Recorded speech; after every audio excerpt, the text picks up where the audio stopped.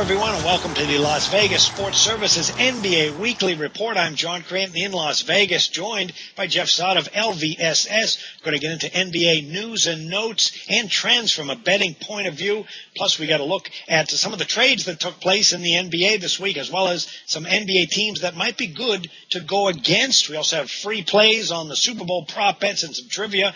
I am joined by Jeff Saad of Las Vegas Sports Services. Jeff, you swept the board on Tuesday, a perfect 5-0 with all plays, including Evansville in college basketball, a pair of NBA best bets on the Bucks and the Mavs. Then Wednesday and Thursday, you had a pair of top consensus winners on Drake and Washington in college basketball, and you have a really big offer for the entire month of February for everybody to get aboard.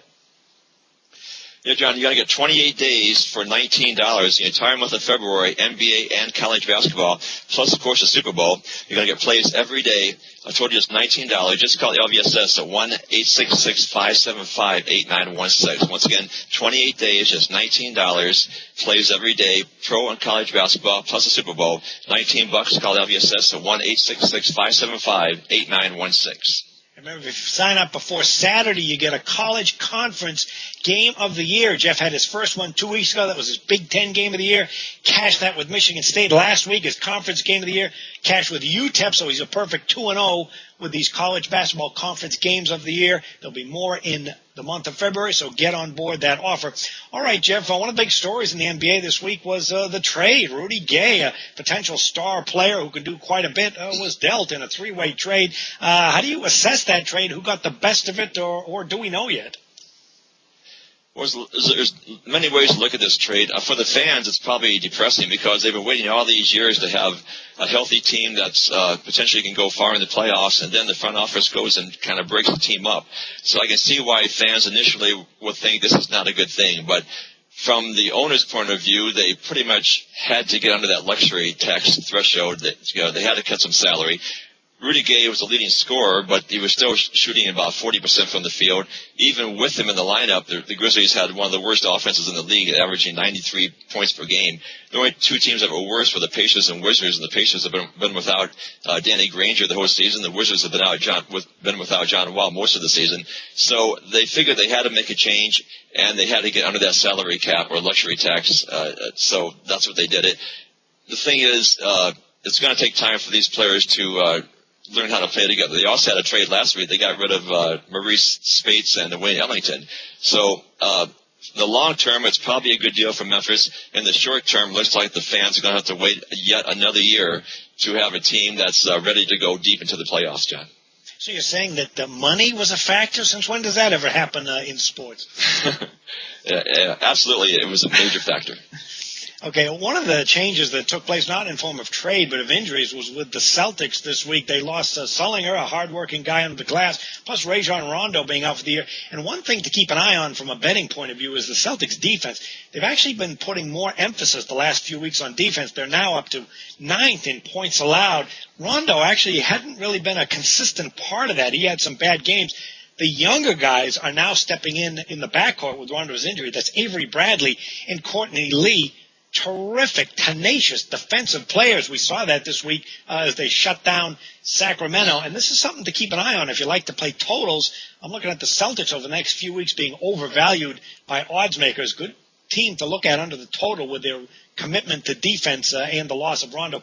Okay, we mentioned a couple of the plays that you won there with Evansville and Drake in college basketball. Now, these are smaller conferences, not marquee TV type games. As a handicapper, is it easier to find softer numbers with small schools like this as opposed to, Big East and ACC matchups?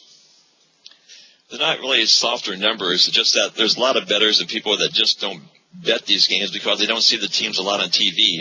The Missouri Valley and the WAC, they don't have contracts with ESPN. You don't see them a lot on TV, so therefore bettors kind of stay away and they don't bet them. But you can make one of my favorite conferences is Missouri Valley. I've always had good luck with Missouri Valley. As long as you pay attention to these teams and read about them every day, check up on the trends and the stats and the scores. You can the money is the same. You can bet it's 110 to 100 whether you're betting in Missouri Valley or the ACC or Duke or whatever. So yeah, the minor conferences you can make the same amount of money or more than you can with the big TV games or the big conferences, John. All right, going back to the NBA, a lot of casual bettors out there, they always look at the favorites and they look at the good teams. I'm going to bet this team because they're, 4 or 5 point favorite. And what is important to understand is that the money's just the same if you reverse that kind of thinking. You can also wager against bad teams. So let's take a look at some teams that you look at right now that have some problems, either with injuries or dysfunction, that you can look at and say, boy, there aren't many instances where I'm going to be going on this team. However, there's plenty when I may want to go against them. Who do you see in that regard? Well, the Timberwolves, obviously, they've just been absolutely decimated by injuries. It's a shame because they were looking forward to having a good year this year, but there's nothing you can do about it. They just have so many injuries. They're 2-6 against the spread in their last 8 home games. And then we have the Sacramento Kings, who don't know where they're going to be playing next year, which it's got to be mentally troubling to them. And they weren't a great team to begin with.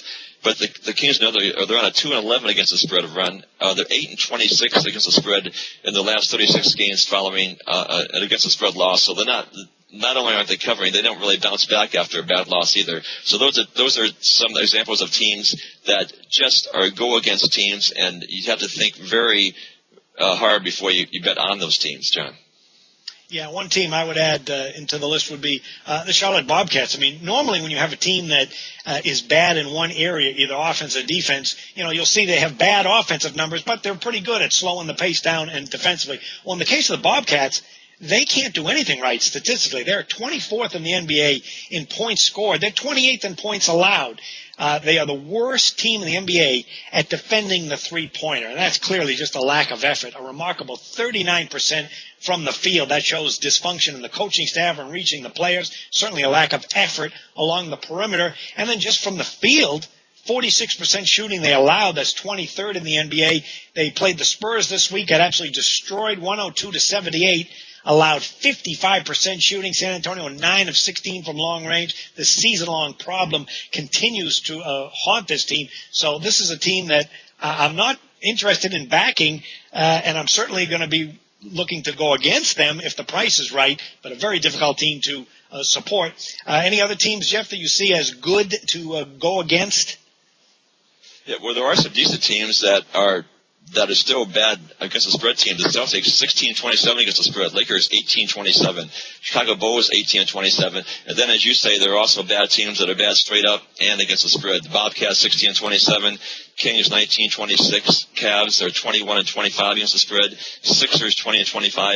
And the Detroit Pistons 21-25 against the spread. The Pistons are really it's definitely going to be a go against team for the rest of the season. Not only are they getting rid of their players, like in the Grizzly trade we were just talking about, but they've just been awful. And this past week they lost 27 points at home to the Bucks. Do you think they'd be a little embarrassed and come back and bounce back? No. The next night they went out and shot 36%, lost 98-79 to the Pacers. And as a Detroit fan, it's time. I'm saying this right now. It's time to fire General Manager Joe Dumars. I know he's an icon in Detroit. He was a great player for them, and he was a hero as a player. But the Pistons have not done anything in the last 8 years. He probably should have been fired 10 years ago, when inexplicably he drafted Darko Milicic instead of the other players available, which included Carmelo Anthony, Dwayne Wade, and Chris Bosh. It's one of the worst blunders of all time in NBA draft history. I think it's even worse than Sam Bowie, when the Blazers drafted Sam Bowie over Michael Jordan. But it's time, and I know it's hard to do because Joe Dumars is a very popular figure in Detroit, but the Pistons need a new general manager. Other than that, those are the teams that you want to go against, the teams that there's some good teams that have bad against the spread records, but there are other teams that are just bad, period, whether straight up or against the spread, John. And one team I'm going to throw in there is the Phoenix Suns, and it's more for totals players than anything else. I mean, when you look at the overall stats of the Suns, they're pretty weak in a lot of areas, particularly defense. However, keep this in mind. They have a new coach now in Lindsey Hunter, and he has been emphasizing defense in practice. So you can kind of throw out the season numbers defensively on this team. And we saw that commitment against the Lakers the other night. The total was 204. They won the game 92-86. Very strong defensive effort against a Laker team that has a lot of offensive weapons and loves to run. This team is still on a 6-8-1 spread run overall. But this is a team that may be good over the next month under the total as they put an emphasis on defense, and that may slide a little bit under the odds makers.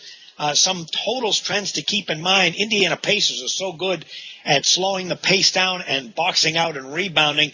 They are 19-6-1 under the total when they play the Eastern Conference.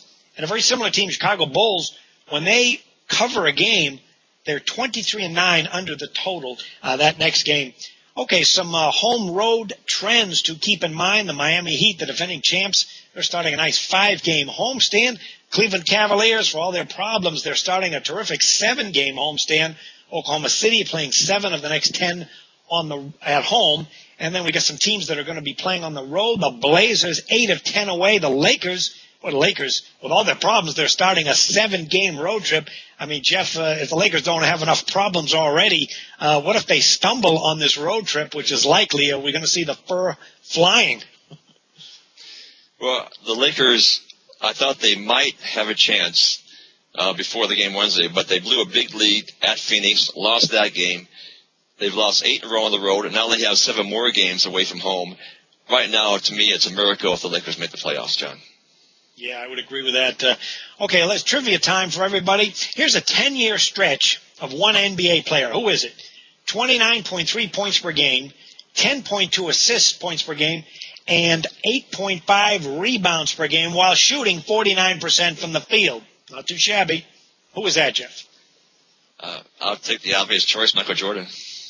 It's not Michael Jordan. It is the big O, Oscar Robertson, near triple-double. That was my second choice. I was thinking Magic, too, but Oscar Robertson, remarkable numbers in his time. Okay, let's give you a couple of free bets coming up this weekend. We might as well go to the Super Bowl with some prop bets. Anything stand out, Jeff? There's a prop, will the game be tied after 0-0? Will the game be tied after the game starts other than 0-0? It's only -110 for yes. I think that's my prop for this week, my free prop. I think it's going to be a close game. I don't see any indication otherwise, so I think that's a good price for that bet. Will the game be tied after 0-0? Yes, at -110. Okay, I have prop bet 2 on the game. The largest lead of the game by either team, over under 13 or 13.5. I'll take that over simply because both teams have some weapons that can get leads, and the game is going to be indoors on carpet, which is going to help the offense. And the last games these teams played, we saw that. The 49ers were down 17-0 to Atlanta before coming back, and Baltimore won by 15 points as a dog. So I wouldn't be surprised to see one team get at least a 14-point lead, and wouldn't be surprised if it ended up being a close game either. Okay, one note before we wrap up is the Denver Nuggets. Keep an eye on them because they had the most brutal road stretch to start the regular season. 22 of the first 32 games were on the road. That's why they were kind of a 500 team. But ever since then, ever since that 17-15 start, which ended December 31st, hey, they're now 29-18, getting a lot of make-up home games now. That's a team to keep an eye on. Okay, Jeff Saad has a terrific you got that 2-0 Game of the Year run in the college basketball, and you're going to be giving the entire month away for a remarkably low price, Jeff. 28 days for $19, the entire month of February. You're going to get NBA, college basketball, Super Bowl, college conference, games of the year, all for a grand total of $19. Just call LVSS at 1-866-575-8916. All right, thanks for joining us, everyone. Jeff Saad and I will be back next Friday for another look at the NBA, and good luck with the games, everyone.